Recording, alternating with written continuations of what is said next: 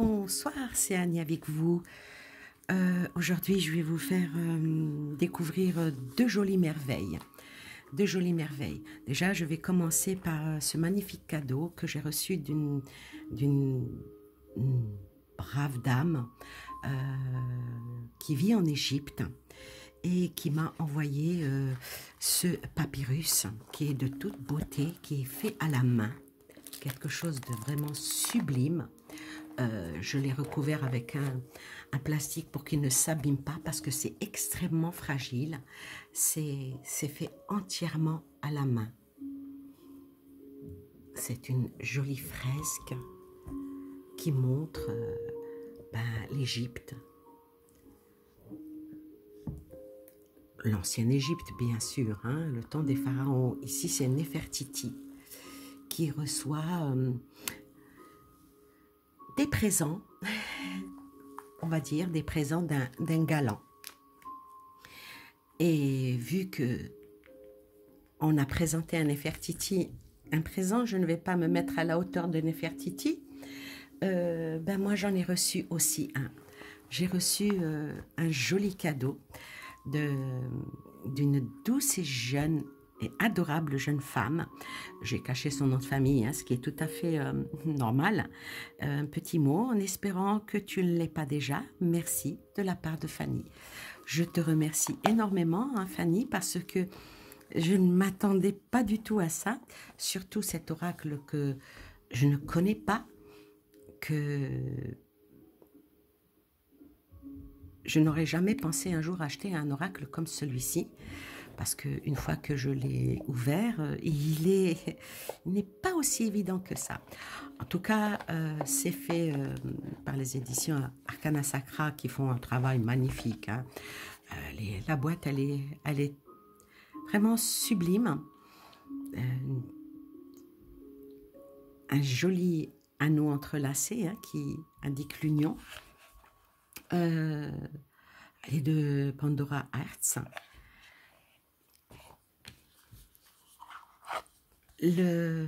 L'intérieur du dos, du fond, ça représente aussi, c'est plutôt dans ce sens-là. Il est très très joli, vraiment très très joli, très fin, très, très distingué et vu qu'il est assez, il est d'une couleur assez sombre, j'ai pensé que sur le papyrus, ça ferait un joli effet, pour les yeux bien sûr.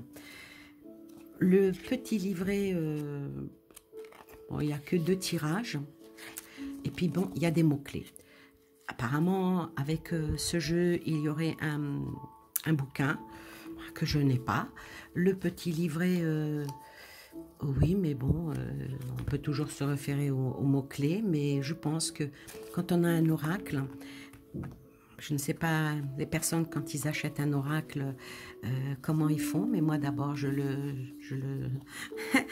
le tâtonne, je le regarde, je l'admire.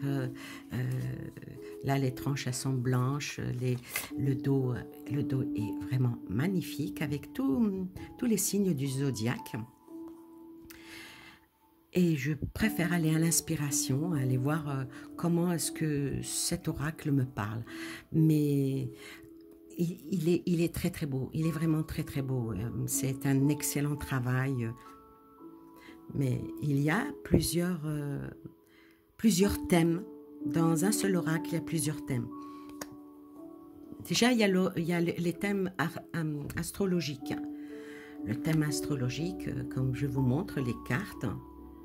Voilà, avec les 12 signes du zodiaque. Alors je pense que on peut travailler avec cet oracle par rapport à une personne qui poserait une question par rapport à un amoureux, quelles seraient les concordances qui iraient bien, les alliances qui pourraient se faire, les confiances aussi, hein, parce que, voilà. Alors là, il y a eu les 12 signes du zodiaque. Ensuite, on a les saisons, les 4 saisons, l'été, l'automne, l'hiver. Et où est le printemps? Ah, il doit être quelque part, hein, parce que je l'ai quand même regardé, hein, le jeu. Hein. Bon, le printemps, il doit être quelque part. Ensuite, on a les planètes.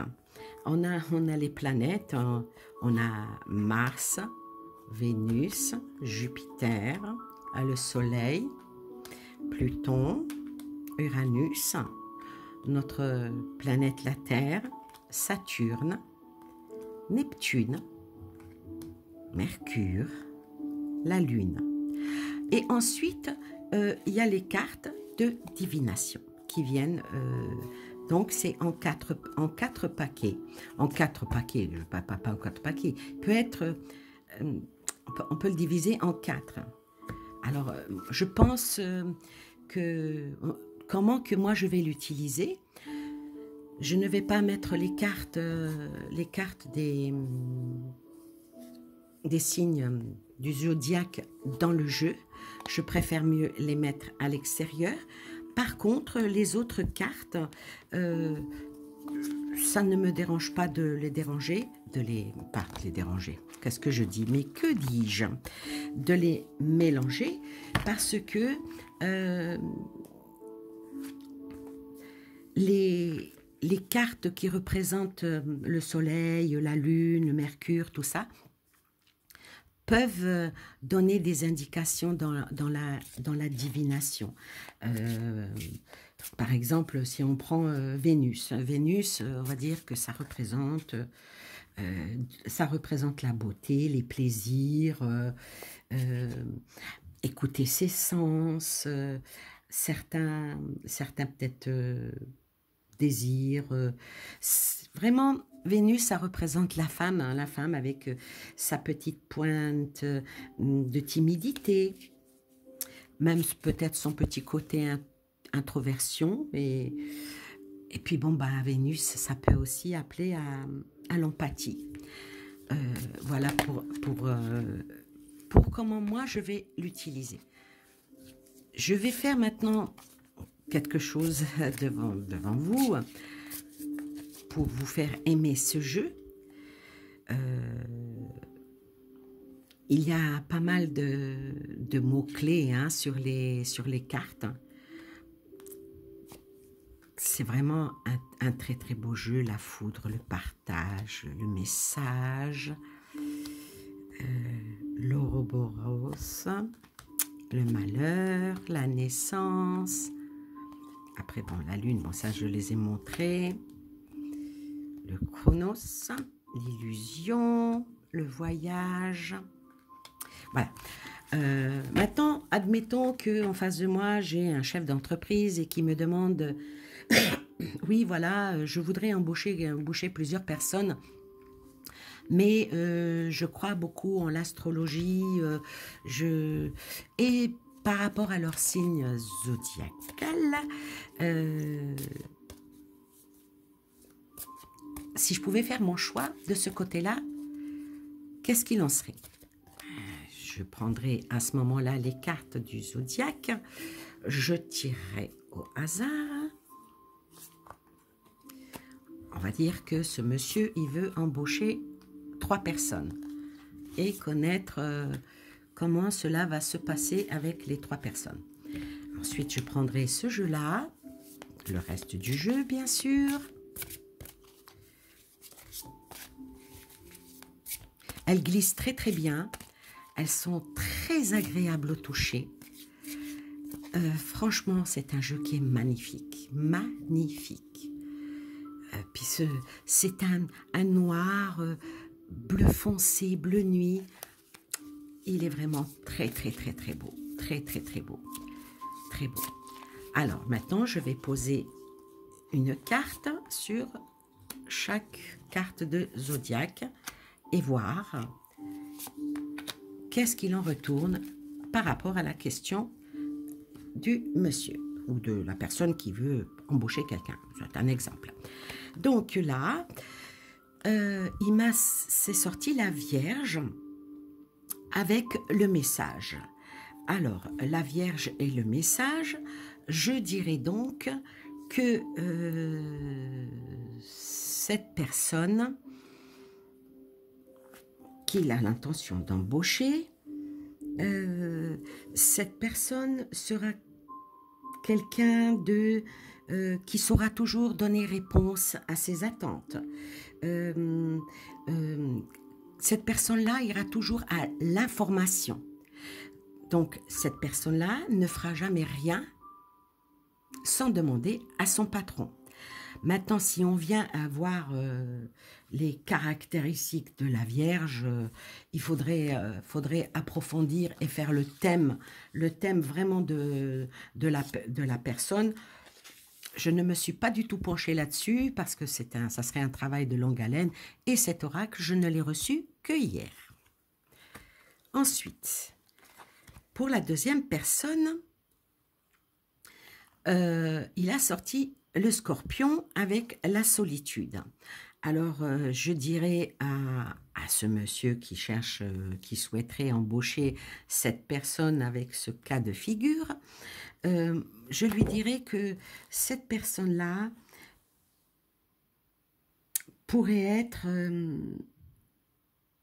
souvent en retrait. Cette personne-là, elle serait vraiment même... elle aura tellement peur de mal faire son travail qu'elle risque même parfois d'abandonner ses tâches. Mais que ça sera quelqu'un, on ne va pas dire de soumis, mais qui écoutera, qui sera vraiment à l'écoute de son patron.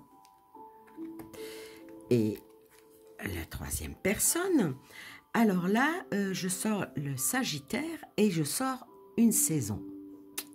Aïe. Alors, le Sagittaire et une saison. Je sors l'automne. Alors déjà, cette personne-là, je vais lui répondre, cette personne-là est en poste et qu'elle devra donner sa démission.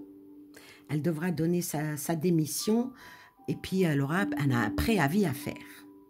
D'accord ? Par contre, cette personne-là sera vraiment une personne qui pourra prendre des responsabilités, qui sera d'accord pour une personne de grande réflexion.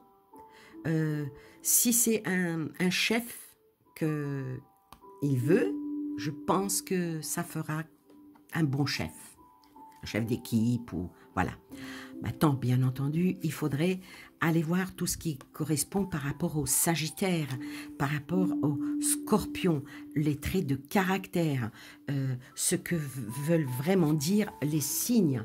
Les signes, je n'ai pas beaucoup de connaissances dans tout ce qui est horoscope. Et puis, mais bon, ici, ce n'est pas de l'horoscope parce que c'est quand même dans un tirage de cartes, ce n'est pas de l'horoscope. Mais, par exemple, si je prends le Scorpion, hein,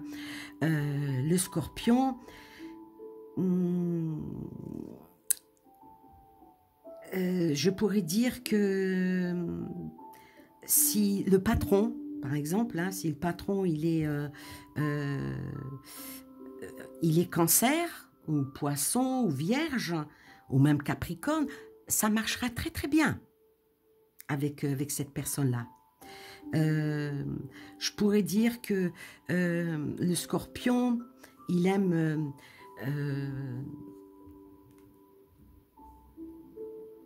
tout ce qui est régénération, il aime tout ce qui est... mais par contre, le Scorpion angoisse vite. Hein.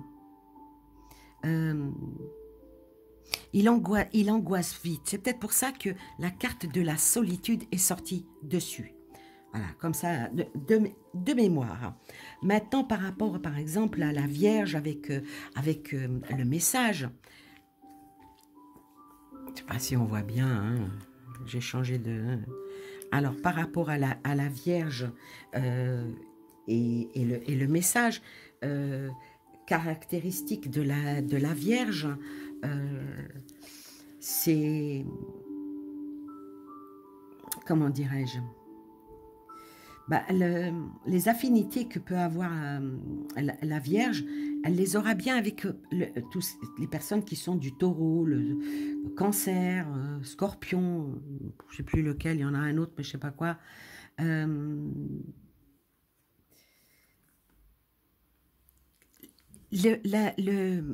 le trait de caractère de la Vierge, il symbolise beaucoup tout ce qui est analyse, méthode d'organisation. Ça correspond bien à la carte du message. C'est un esprit logique. Les Vierges ont un esprit logique. Donc, le message, la carte du message est bien appropriée à la Vierge. Ensuite, on a eu le Sagittaire avec l'automne. Alors, la personnalité du Sagittaire, qu'est-ce que je pourrais dire? Surtout que c'est avec une saison, c'est pas évident.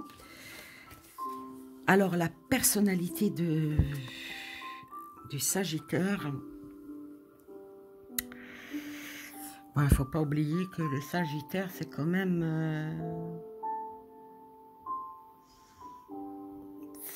je sais plus, c'est ce que c'est un signe d'eau, je sais plus. Non, non, ou le feu. Non, c'est le feu. Hein. Le Sagittaire, on va dire que c'est un idéaliste. Hein. Les Sagittaires sont des idéalistes, ils sont joviaux, ils sont optimistes, ils sont même philosophes. Ils peuvent être de bons protecteurs. Donc, dans une entreprise, les personnes qui sont du Sagittaire, c'est quand même pas mal. Voilà. C'est un petit exercice que j'ai fait sans conviction aucune. Quand on ne connaît pas bien les cartes et qu'on ne les a pas encore extrêmement bien maniées, ce n'est pas facile. Mais il est extrêmement intéressant pour les personnes qui s'adonnent et qui aiment tout ce qui est astrologie, tout ce qui aime l'astronomie, plus des cartes de divination. On peut faire de très jolis tirages. Voilà. Maintenant, je vais tirer juste une carte pour voir que peut nous dire l'oracle, à nous qui regardons, à moi qui bats les cartes. Voilà, juste comme ça, pour le plaisir. Pour le plaisir, qu'est-ce que peut nous dire les cartes? Il nous dit, vivement l'été, hein. Vivement l'été, il reste encore tout l'hiver à passer et puis le printemps à venir, mais on espère que d'ici l'été, beaucoup de choses vont peut-être se réaliser pour celui ou celle qui regarde cette vidéo. D'ici l'été, peut-être de belles rencontres, d'ici l'été, beaucoup d'amour, d'ici l'été, quand l'été arrive, il fait beau, le soleil brille, on retrouve la joie de vivre et c'est ce que je vous souhaite à tous. Et je vous remercie d'avoir suivi cette vidéo un peu cafouillie, je le reconnais. En tout cas, merci de me suivre, je vous embrasse très fort, certains affectueusement, d'autres maternellement et d'autres avec un certain éloignement. Oui, parce que ceux qui sont contaminés, c'est pas la peine. Voilà, j'espère que cette vidéo vous a plu et je vous souhaite une excellente soirée et plein de belles choses à vous. Prenez soin de vous et de ceux que vous aimez et surtout, restez toujours avec le sourire. Bye bye.